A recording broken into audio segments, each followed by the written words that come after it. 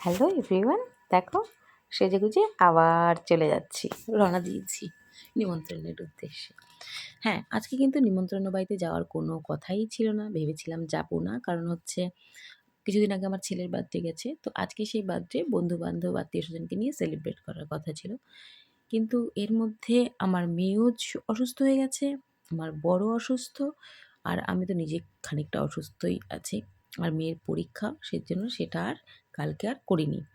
আর ছেলেও হট করে রাজি হয়ে গেল যে থাক মা, করতে হবে না।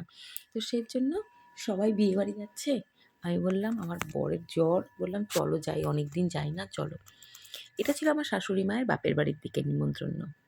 আর আমার দেওরা যায়নি, কারণ ওদের আরেকটা ইনভাইট ছিল। তো মা বলল যে এখানে কেউ যাবি না, তাহলে আমি আর তোর বাবা যাব। তো এবার আমি আর তোর বাবা করাতে আমরা সবাই চলে গেলাম, কারণ যেহেতু আমাদের অনুষ্ঠানটা হয়নি সেজন্য আর আমরা থাকিনি বাড়িতে। বললাম চলো সবাই যাচ্ছে, কিন্তু আমার বর ভীষণ অসুস্থ, যেতেই চাইছিল না।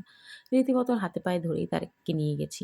তো দেখো, গিয়ে একটু পরে আমরা খেতেও বসে পড়েছি। আর বিশ্বাস করো, রান্নাগুলো ভীষণ ভালো হয়েছিল, ভীষণ ভালো হয়েছিল। সব কিছুই ছিল গরম গরম খাবার। আর আমি তো জানোই যতটুকু খাই, তো গিয়ে আর ফুচকা, কফি, পকোড়া এগুলো কিছুই আমি খাইনি। তো ঝটপট খেয়ে নিয়েছি। আর আমার পাতটা দেখলে বুঝতে পারবে রান্নাটা ভীষণ। আর হ্যাঁ, আমি চেষ্টা করি খাবারটা নিয়ে যেন খাই, না ফেলি। কারণ খুব কষ্ট হয় যে অ্যারেঞ্জ করে বা যারা করে, এই খাবার নিয়ে ফেলাটা খুব বাজে ব্যাপার। তো দেখো, এই ঝটপট করে রেডি-টেডি হয়ে তো গেলাম সেজেগুজে, আর ঝটপট করে চলে আসলাম। কেমন লাগছে বলো? বউটাকেও দেখালাম। হ্যাঁ, আমরা একটু ফটোশ্যুটও করে নিলাম। Thank you.